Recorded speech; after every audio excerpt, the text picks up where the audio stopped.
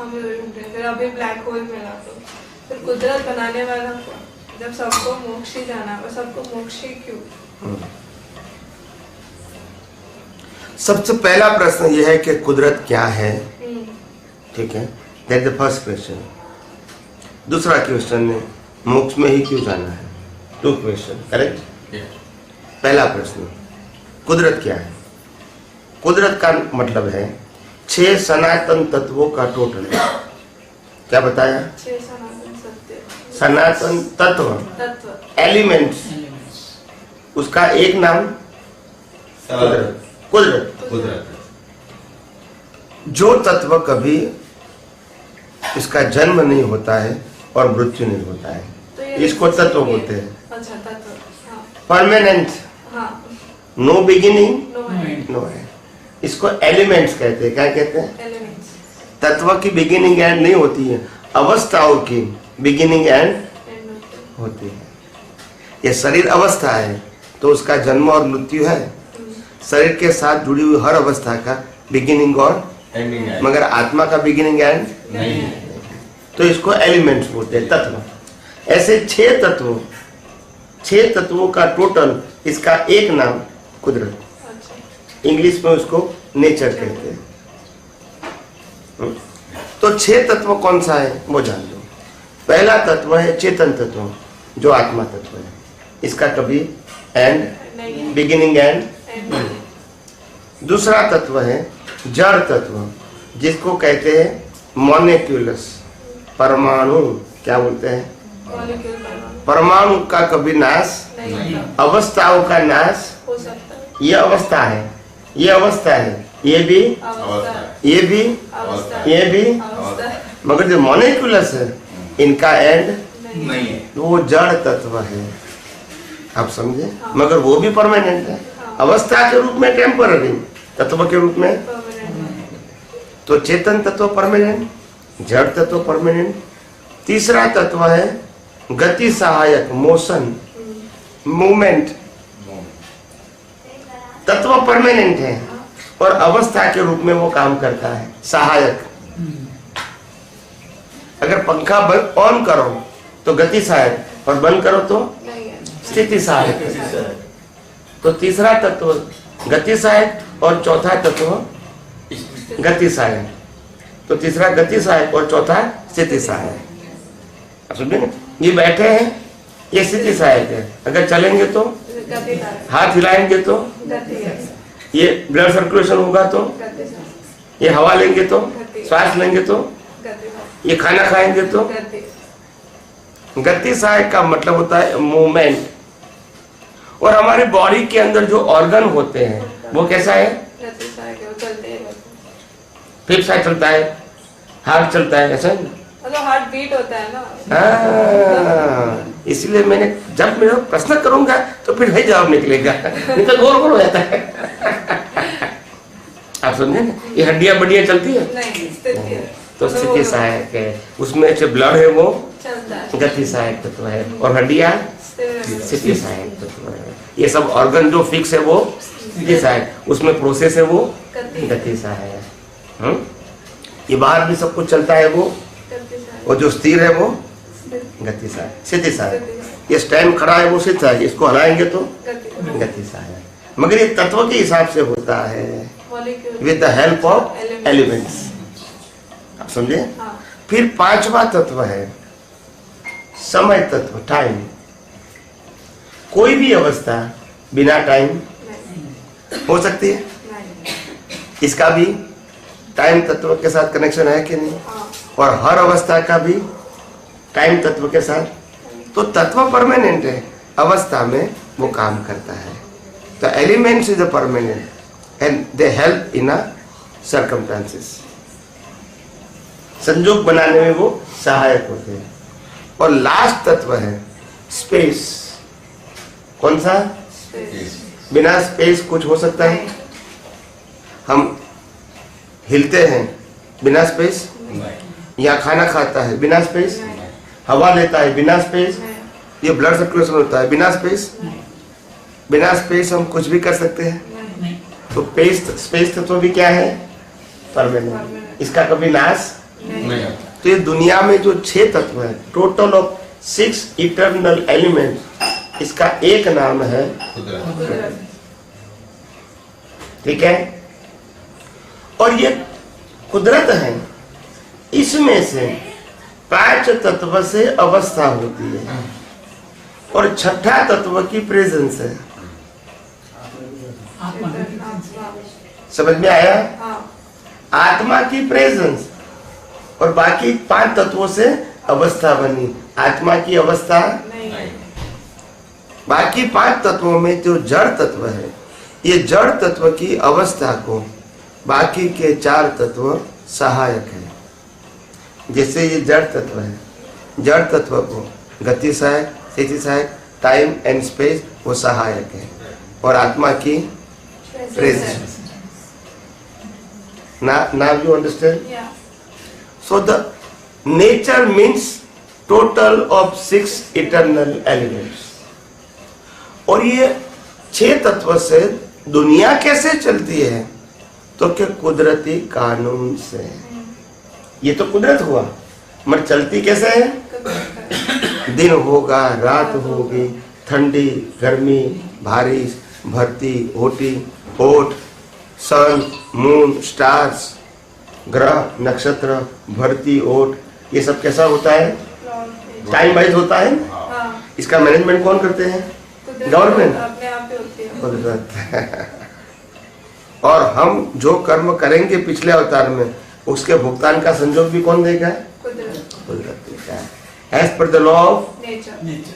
तो मैंने जो कर्म किया है, इसका मार्क्स कौन देगा? नेचर और उसके मुताबिक हमको फल मिलेगा। Now you understand? Yes. The role of nature is like a teacher और प्रोफेसर, जो मैंने बिगिनिंग किया था सत्संग की। अभी टैली होता है? हाँ। टैली होता है? तो समझने में देर लगेगा, क्योंकि ये सब बातें हमने कभी प्रवचन में सुनी नहीं। और प्रवचन वाले सुनाते भी और जानते भी नहीं। और बताते भी नहीं। नहीं है। क्योंकि मोक्ष की बात की जरूरत, कि भगवान का नाम तो अपने काम के लिए देना पड़ता है। अगर उसका नाम नहीं दूंगा तो मेरी सेवा कौन करेगा? तो सेवा के लिए भी नाम तो, भले मैं मोक्ष की बात करूँ या, मगर नाम तो ऐसे बड़े व्यक्ति का लूँ ताकि आप हमारी सेवा करो। नहीं समझ में आए? समझे? आप समझे? तो इसीलिए कुदरत, ये कुदरती कानून से दुनिया चलाते हैं, और जो कानून से दुनिया चलती है इसको कहते हैं साइंटिफिक सर्कमस्टेंशियल एविडेंस, जिसका जो कुछ सिंपल भाषा में बोलते हैं संजोग, सर्कमस्टेंसेस। आप समझे? कुदरत, कुदरती कानून और कुदरती रचना। तो ये 3 बातें समझना हमारे लिए, अगर आध्यात्म के मार्ग में आगे बढ़ना है तो बहुत इम्पोर्टेंट है। ये बात नहीं समझोगे तो ये आध्यात्मिक विज्ञान समझ में नहीं आएगा। ये रहस्य है। क्या है? वो कोई बताते इंटरेस्ट भी नहीं है। पर अभी हम मानना भी डिफरेंट है कि बचपन से सोचे भगवान ये सब करते, भगवान ये कर सब, तो बैठना अंदर टाइम लगेगा। तो कहने का मतलब यह है कि ये जो 5 तत्व हैं, वो 5 तत्वों को दुनिया के हर साइंटिस्ट एक्सेप्ट करते हैं। हाँ। जड़ तत्व, गति सहायक, स्थिति सहायक, टाइम एंड स्पेस, ये 5 तत्वों को दुनिया के हर साइंटिस्ट एक्सेप्ट करते हैं। इसको कहते हैं भौतिक विज्ञान, या तो कहेंगे मटेरियल साइंस। अगर उसको अंदर आत्मा जोड़ दिया तो स्पिरिचुअल साइंस हो गया, आत्मा निकाल दिया तो मटेरियल साइंस हो गया। Now you understand? But there is no in this world 2 type of elements. ये दुनिया में 2 प्रकार के तत्व नहीं है। जो साइंटिस्ट बोलते हैं वही तत्व आध्यात्म में है। इसमें प्रकार में डिफरेंस नहीं, मगर साइंटिस्ट 5 तत्व को बिलीव करते हैं और आध्यात्म में 6 तत्व। जब आत्मा को ऐड कर दिया तो स्पिरिचुअल हो गया, इसको निकाल दिया तो भौतिक हो गया। Now you understand? But there is no fundamental difference between material science and spiritual science, only 1 elements. Yes. बाकी 5 तो दोनों में क्या है? Same. In the presence of समझ में आया? हाँ। और दूसरा प्रश्न क्या था? मोक्ष कैसे? मोक्ष। मोक्ष क्या है, मोक्ष कैसे है और मोक्ष की जरूरत क्यों है? ठीक है, क्या है, कैसे है और क्यों है? मोक्ष का मतलब होता है, first definition, free from all kind of bondages, सभी प्रकार के बंधनों से मुक्ति, वो पहला मोक्ष। बंधनों से मुक्ति इज इक्वल टू अज्ञानता से मुक्ति। अज्ञान नहीं है तो बंधन नहीं है। agree, logic, right? अज्ञान नहीं है तो, बंधन नहीं। और अज्ञान है तो मुक्ति नहीं है। राइट और रॉन्ग? Yes. तो इंपॉर्टेंट इज अज्ञान। हाँ। समझ में आया ना? अज्ञान नहीं है तो बंधन नहीं है। तो सबसे पहला मोक्ष, free from all kind of bondages, सभी प्रकार के बंधनों से मुक्ति। कौन सा बंधन? अज्ञान। और दूसरी मुक्ति क्या है? सभी प्रकार के कर्मों से, वो परमानेंट मुक्ति, फिर जन्म मरण नहीं। मगर ये क्यों जरूरत है? Why we go to the moksha? Why? इसकी क्या रिक्वायरमेंट है? तो कि इस दुनिया के अंदर ज्ञानी भगवंतों ने खुद ने अपने ज्ञान दर्शन से अनुभव किया कि आखिर दुनिया में कोई सुख जैसी चीज है ही नहीं, और सुख मेरा ही स्वभाव है, तो ये जन्म मरण लेने से क्या फायदा? ये सारी संपत्ति कुदरत की है, कुदरत के पास ही रहेगी। ये शरीर के 5 तत्व भी कुदरत का है, कुदरत के पास ही रहेगा। ये सच्चा संपत्ति संबंधी कुदरत की है, कुदरत के पास ही रहेगी। हम भ्रांति से क्यों जिए? हम जो है वो नहीं माने, इसका अनुभव नहीं करें। हम जो नहीं है इसका अनुभव करना है। तो हैप्पीनेस तो मेरा स्वभाव है, फिर दुनिया में घूमने से क्या फायदा? फिर बॉडी से क्या मतलब? जब सुखी मेरे में है, आत्मा में है, और मैं शरीर नहीं हूं, तो मेरे को आत्मा की अनुभूति करनी है, शरीर की करनी है या बाहर की संपत्ति की करनी है? आत्मा। मेरा स्वभाव ही सुख है। आत्मा का स्वभाव ही अनंत सुख वाला है। दुनिया की कोई भी व्यक्ति में, कोई भी चीज में सुख का स्वभाव नहीं है। आप समझे? तो इसीलिए अच्छे, अगर परमानेंट हैप्पीनेस का अनुभव करना है तो आत्मा का अनुभव करना ही पड़ेगा।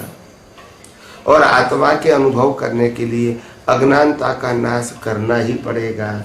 और अज्ञानता का नाश करने के लिए सनातन सत्य जानना ही पड़ेगा। और सनातन सत्य में मैं आत्मा हूँ और ये कुदरत क्या है वो समझना ही पड़ेगा।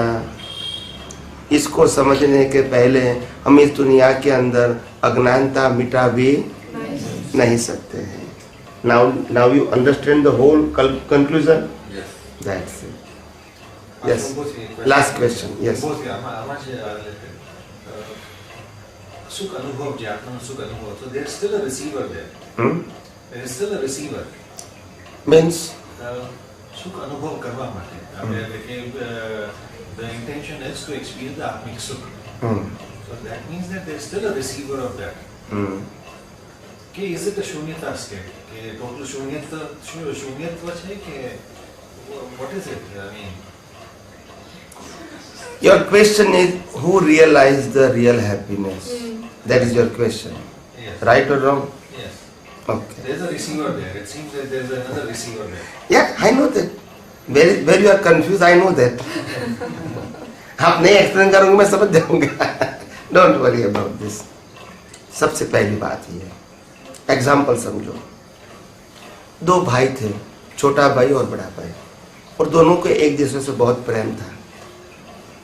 दोनों कारोबार करते थे, अपना जीवन जी रहे थे। बड़े भाई ने गलती कर दिया। क्या कर दिया? गलती कर दिया, क्राइम कर दिया। उनका कोर्ट में केस चला। क्या चला? केस चला। फिर 2-5 साल के बाद इसका रिजल्ट आया 10 साल की जेल। क्या आया? 10 साल की जेल। तो बड़े भाई को छोटे भाई जेल तक छोड़ने के लिए आए। एज अ रिस्पेक्ट बड़े भाई तो अंदर चले गए और छोटे भाई थोड़े समय के बाद घर पे चले गए। अभी बड़ा भाई तो रहता है जेल के अंदर, वहाँ न गद्दी है, रुखा सूखा खाना है, न पंखा है, न पानी है, सब कुछ मांगना पड़ता है, वो भी झूठा। आप कुछ कर सकते हैं? एक एक दिन निकालते हैं तो वो काउंट करते हैं, अभी कितना बाकी रहा, कितना बाकी रहा 10 साल में। एवरी डे वो काउंट करता है। काउंट करते करते 1 महीना खत्म हुआ, 6 महीना खत्म हुआ, 1 साल खत्म हुआ, फिर माना कभी 9 साल बाकी है। ऐसे करते 2 साल खत्म हुआ, 8 साल बाकी है।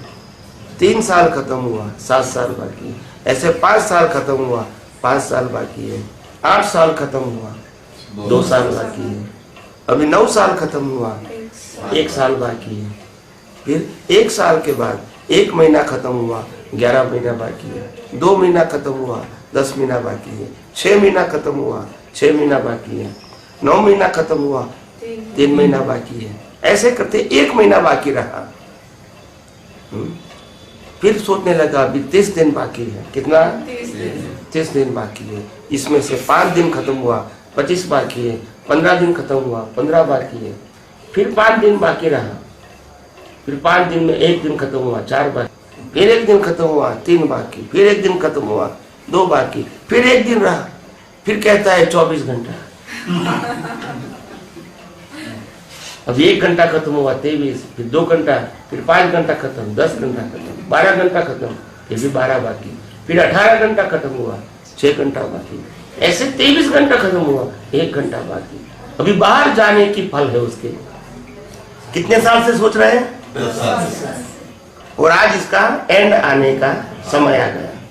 धीरे धीरे उसके भाई तो बात तैयारी है, और ऐसे करते करते 1 घंटा भी और वो बाहर आ गए।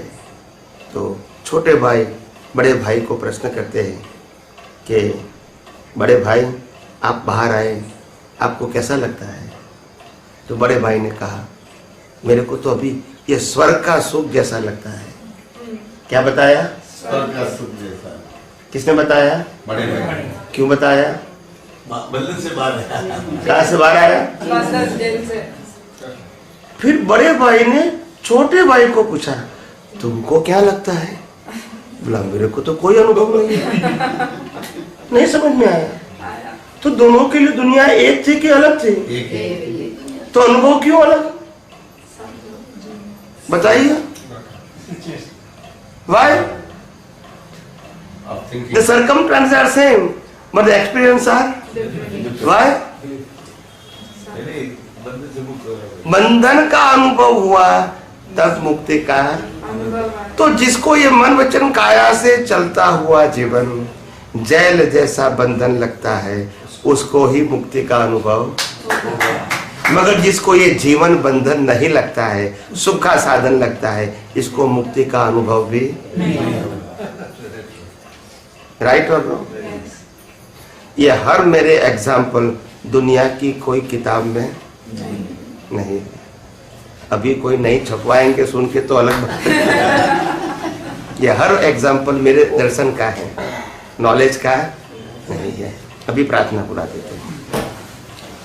हे अंतर्यामी परमात्मा, हे अंतर्यामी परमात्मा, आप हर एक जीव के अंदर विराजमान है। आप हर एक जीव के अंदर विराजमान है। वैसे मुझ में भी विराजमान है। वैसे मुझ में भी विराजमान है। आपका स्वरूप, आपका स्वरूप वो ही मेरा स्वरूप है। वो ही मेरा स्वरूप है। मेरा स्वरूप मेरा स्वरूप शुद्ध आत्मा है। शुद्ध आत्मा है। हे शुद्ध आत्मा भगवान, हे शुद्धात्मा भगवान, मैं आपको अभेद भाव से, मैं आपको अभेद भाव से अत्यंत भक्ति पूर्वक अत्यंत भक्ति पूर्वक नमस्कार करता हूँ। नमस्कार करता हूँ। अज्ञानता के वश अज्ञानता के वश मैंने जो जो दोष किए हैं, मैंने जो जो दोष किए हैं, वो सभी दोषों को वो सभी दोषों को आपके समक्ष समक्ष जाहिर करता हूँ। जाहिर करता हूँ। उनके लिए हृदय से हृदय से क्षमा याचना चाहता हूँ। क्षमा याचना चाहता हूँ। हे प्रभु,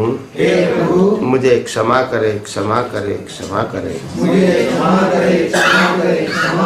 और बार बार गलतियां ऐसा न करूं, ऐसी आप मुझे शक्ति प्रदान करें। हे शुद्धात्मा भगवान, आप ऐसी कृपा करें कि हम में से भेदभाव निकल जाए, और अभेद स्वरूप प्राप्त हो। आप और हम अभेद भाव से तन्मयाकार रहे। जय सच्चिदानंद, जय सच्चिदानंद, जय सच्चिदानंद, जय सच्चिदानंद, जय सच्चिदानंद।